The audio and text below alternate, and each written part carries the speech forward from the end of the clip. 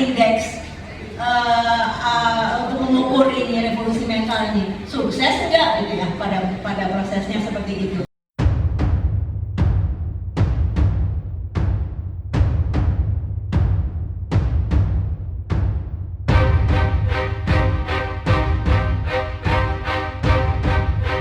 Sekarang Ibu Lili mengenai tajuk ini, bagaimana sih menurut Ibu Lili pandangan terhadap evaluasi dan proses kebijakan?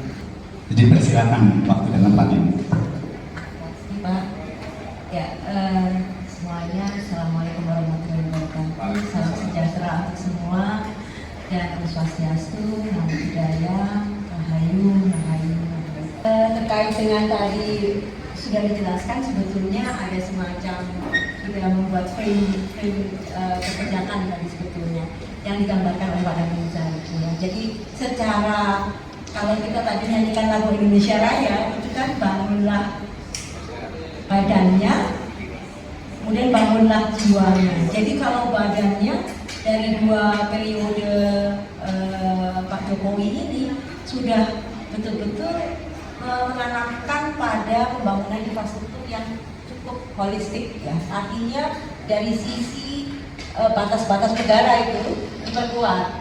Ya, kalau dari sisi itu ya, jadi batas-batas negara itu diperkuat menjadi satu yang kokoh sekali. Artinya masyarakat di daerah perbatasan itu juga merasa mendapatkan perhatian yang cukup besar ya, karena memang batas-batas negara itu yang menjadi penting sekali. Dan kemudian kalau dari sisi infrastrukturnya, nah itu berkesinambungan terus ya, kita bisa melihat satu bangunan yang kokoh dari infrastruktur yang sifatnya tadi masif sekali ya, jalan tol sampai ke sisi-sisi yang kadang tidak langsung terlihat ya, seperti kita bisa melihat juga bendungan-bendungan gitu ya. Artinya kan ada sisi yang bagaimana pengairan dan sebagainya itu tampak sekali semuanya terawasi seperti itu ya untuk infrastrukturnya. Namun dari sisi badan ada sisi jiwa. Nah, saya mencoba untuk membuat semacam review terkait dengan pembangunan jiwa ini, gitu ya. Karena pembangunan jiwa ini di awal sekali, bahkan di dalam kampanyenya Presiden Jokowi, yaitu ada yang digariskan betul-betul mengenai revolusi mental. Revolusi mental itu bagaimana? Apa revolusi mental ini punya Indonesia saja? Di banyak negara memang sudah ada revolusi mental. Kalau kita lihat revolusi mental di masa zaman Jepang ya, kalau di masa di pemerintahan Jepang itu ada revolusi mental namanya Bushido. Ya, jadi kekuatan karakter itu kembali lagi seperti halnya samurai gitu ya. Jadi itu yang mau dibangkitkan. Dan upaya membangun revolusi mental seperti itu memang perlu berkesinambungan ya, nggak bisa berhenti. Nah ini yang khawatirnya kita, jangan sampai revolusi mental ini berhenti. Karena kalau berhenti dia bisa kedodoran lagi, gitu ya. Upaya untuk membangun sesuatu yang sifatnya karakter itu harus berkesinambungan. Dan untuk misalnya Jepang itu juga perlu puluhan tahun sampai semangat Bushido itu bisa menyatu dengan keseharian. Kalau dibandingkan dengan Jepang itu sebetulnya miskin resources dan banyak sekali ya halangannya. Ada ya juga gempa yang terus menerus, banyak hal yang secara geografis itu berat. Namun dengan semangat Bushido ini mereka bisa mengambil resources, nggak perlu dari luar boleh, tapi dibangun. Nah ini kan ada kekuatan batin yang demikian kokohnya sehingga masyarakat Jepang sampai hari ini bisa melakukan itu. Terkait dengan revolusi mental di masa Presiden Jokowi, itu mengacu pada revolusi mental yang pernah dilakukan oleh Presiden Soekarno pada tahun 1957. Artinya pada masa itu upaya Bung Karno adalah membangun karakter bangsa ketika harus head to head setelah lewat dari masa penjajahan kolonial yang ampun-ampunan ya, ratusan tahun loh kita itu dijajah. Maka ada perasaan minder tentu saja masa itu. dan bagaimana Bung Karno berupaya untuk revolusi mental ini akan ada semangat yang berapi-api dari para pemuda, semangat yang menggelora sebagai bangsa. Itu sudah ditanamkan pada tahun 1957. Dan kemudian Presiden Jokowi merujuk kembali kepada pembangunan karakter ini yang disebut dengan revolusi mental ini. Sejauh mana revolusi mental ini berjalan? Kalau dilihat dari periode pertama masa kepemerintahan Jokowi, itu diupayakan revolusi mental ini tidak berada di satu tupoksi, yaitu hanya misalnya Kementerian Pendidikan atau misalnya hanya untuk Kementerian PMK, ya tidak seperti itu. Namun revolusi mental ini harus masuk ke seluruh kementerian. Artinya revolusi mental ini harus di setiap kementerian, masuk ke Pemda-Pemda. Artinya di Pemda-Pemda juga harus ada evaluasi revolusi mental itu bagaimana. Lalu bagaimana indeks untuk mengukur ini revolusi mental ini sukses enggak gitu ya pada prosesnya seperti itu. Ini ada upaya indikator-indikator, yaitu dari mana revolusi mental ini bisa dianggap sukses. Yang pertama adanya good governance tentu saja. Jadi revolusi mental itu harus perlu dari atas, di bawah mengikuti. Karena kalau dari bawah dulu kan susah kita mengikutinya dari mana polanya. Tapi polanya memang harus dari atas. Artinya kementerian-kementerian dari pemerintah daerah itu punya pola yang ajak, yang konsisten untuk membangun revolusi mental ini. Seperti apa? Ya tentu saja ya kalau yang pimpinannya kementeriannya seperti mempunyai contoh baik ya, berpola pada konsisten dengan good governance, ya tentu saja akan ke bawah.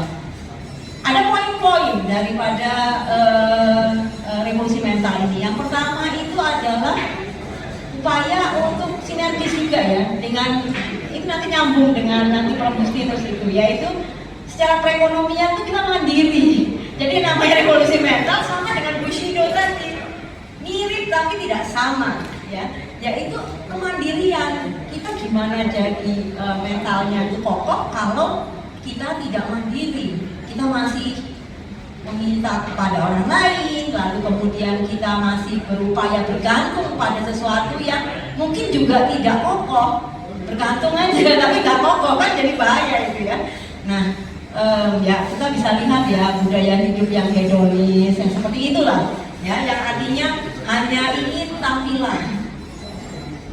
Nah terkait dengan revolusi mental ini, kalau pada periode pertama itu kita bisa melihat dari angka bagaimana misalnya nyambung semua itu revolusi mental itu, yaitu mungkin dari pendidikan kita tuh sampai pendidikan tingginya sejauh apa kita tuh dianggap oleh internasional, misalnya seperti itu ya. Kekuatannya misalnya dari universitas-universitas negeri di Indonesia itu sekarang sudah rankingnya naik. Nah itu berhasil ya, rankingnya naik di tingkat internasional. Kalau saya dari UI itu kita naik terus ya, rankingnya naik terus ya. Alhamdulillah naik terus ya.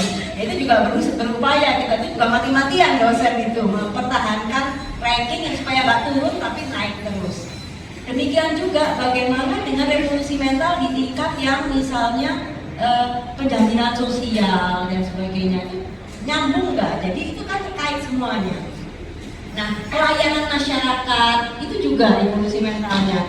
Kita bisa lihat sekarang kalau untuk masalah service begitu ya, di tingkatnya contohnya kita tuh bikin SIM. Sekarang itu kayaknya kaget juga ya, bikin SIM kok cepat sekali ya. Kok cuman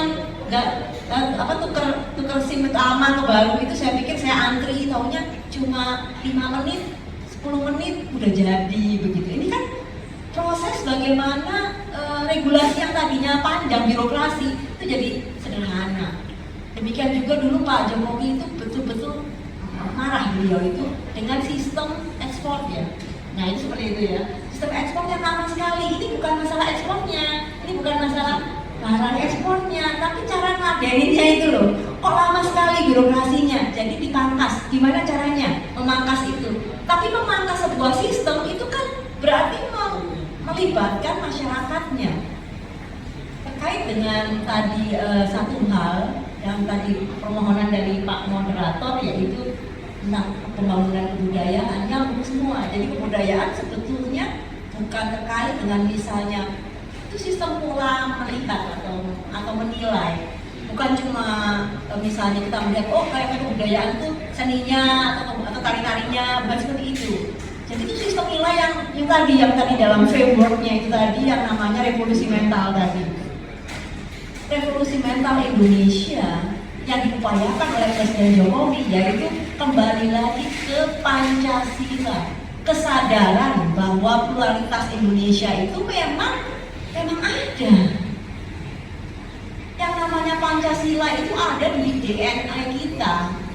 Yang namanya kebudayaan atau identitas nasional itu nggak bisa kita lihat bahwa identitas nasional itu kita lihat polanya siapa ya, kita ngikut pemikirannya siapa ya. Itu bisa 1 kali 2 kali. Tapi kalau kita pergi ke luar negeri, kita ngerasa betul ya baru bangun pagi rasanya udah gak nyaman.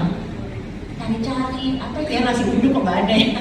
Di sini adanya roti gitu ya. Itu kan proses bahwa ada pola yang demikian acak yang ada di dalam diri kita. Artinya pola kebudayaan ini bisa nggak kita tidak hanya merayakan apa yang kita punya, tapi juga mengangkat atau menjunjung setinggi-tingginya. Pada proses itu kita sedang berusaha. Kita sedang dihantam sekarang ini oleh banyak sekali pengaruh asing. Itu tidak menjadikan kita jadi semacam kita ini sebetulnya berjuang nggak sih untuk budaya begitu. Budaya kan memang sesuatu identitas budaya kalau kita mengacu pada teori dari Stuart Hall, bagaimana identitas budaya itu adalah sebuah proses.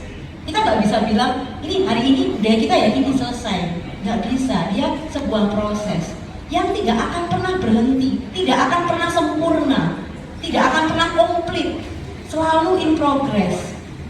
Nah, bagaimana melihat progresnya itu? Ya tentu saja ketika kita melihat progresnya ada di cerminan kita sendiri. Cerminan kita ini bagaimana?